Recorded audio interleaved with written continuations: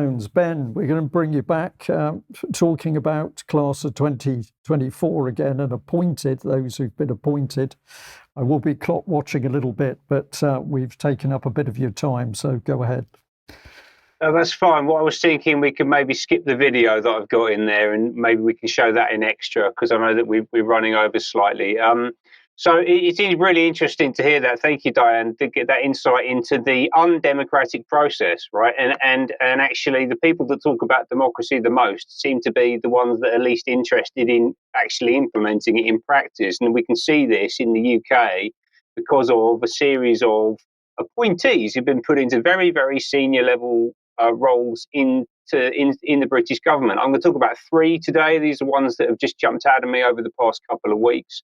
The first is this gentleman, Varun Chandra, who has just been appointed as special advisor to Keir Starmer for business and investment. He has been the managing partner for Hakluyt, which is a corporate intelligence firm founded back in the 90s by a bunch of former MI6 guys. So you get the gist with what kind of organization that is. He's pretty high up in the British establishment. He's on the board of the MCC Foundation, and he's actually got roots right back into Tony Blair. He helped Blair set up his first foundation when he left office back in 2007, I believe it was. So let's just talk very quickly about what a SPAD is, special advisors. It's quite an interesting role, actually. And this podcast was sent to me by Debbie Evans, actually, last week. Thanks, Debbie. And I'd recommend going to have a little listen to it. It's on the Institute for Government website. It's called SpAdCast. And it basically talks about what is a SPAD, what's the recruitment process. Apparently, there is no recruitment process. You just get called up, you get asked a few questions, and then if they like what they hear, they put you into position. And it's a really serious position. Effectively, you're acting as a gatekeeper between the Secretary of State, or in this instance, the Prime Minister, and the department. They can't manage civil servants, they can't sign off money, but they do have an enormous amount of power.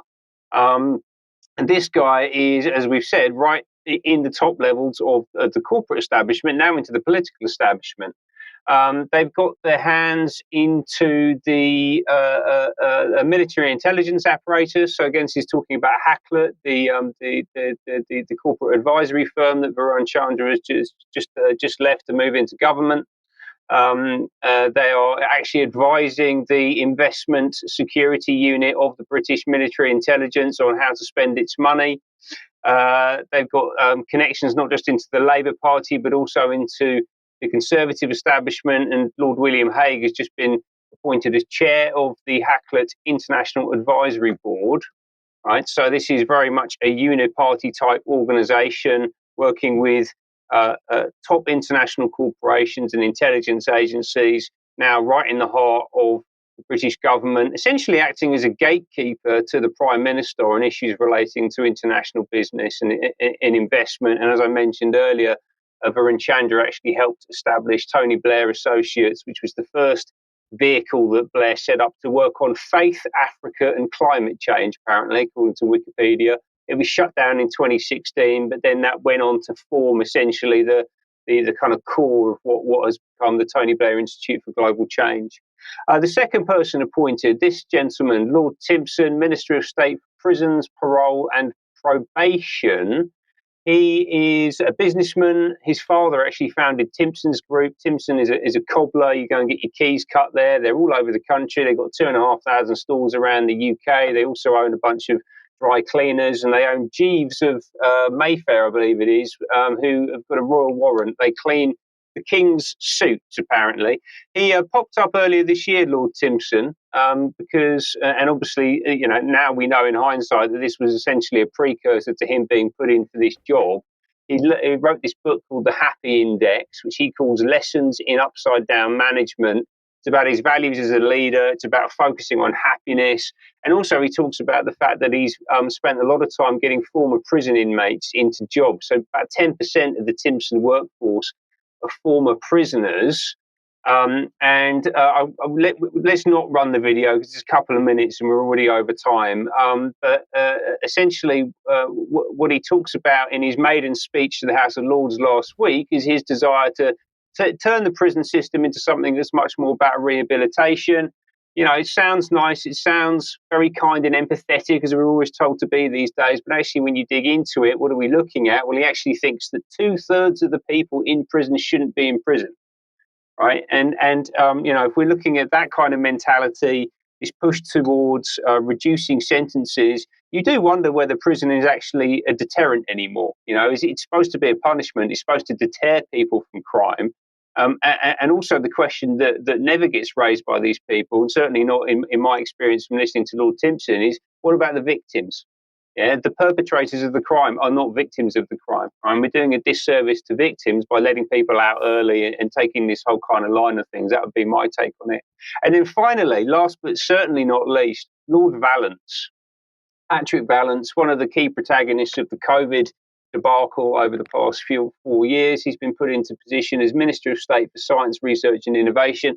We know that he's been spending time as an advisor to the Tony Blair Institute for Global Change. He's an extraordinarily high-profile person, and the scope of this role is absolutely staggering. So he is responsible for all public sector research, international science and research, including space science. I won't read all of these out, but you should go and have a look at this. He's responsible for life sciences, and that basically means the NHS, right? So life sciences is how the health system is described. He's responsible for life sciences. He's responsible for ARIA, the Advanced Research and Invention Agency, that's spending £800 billion of taxpayer money on research off the edge of the map, looking into new technologies, and then also looking at how that stuff's going to be deployed, because he's responsible for tech and innovation across the missions. And we are a mission-led government now, so he's responsible for all technology and innovation across all of the major programs being put into place by the government. And he's made one major announcement since being put into position about 3 or 4 weeks ago, and it's this one,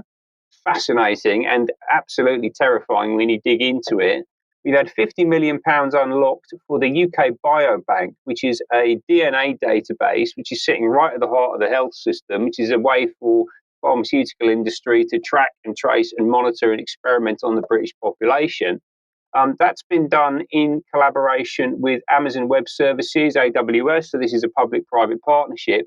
But this builds on something that happened last year, which they call a public philanthropic consortium, which was set up. So this is a UK government platform, which was seed funded by 2 billionaires. Yeah, the first one is this guy, Kenneth Griffin, who is the founder of Citadel. He's a hedge fund guy. And then the second one, and most concerning, is this, Eric Schmidt, who's the former chief executive and then exec chairman of Google, but also a trustee of the Bilderberg meetings, who is making personal investments into core British technological infrastructure alongside the British state. Absolutely staggering what Labour have brought into power here.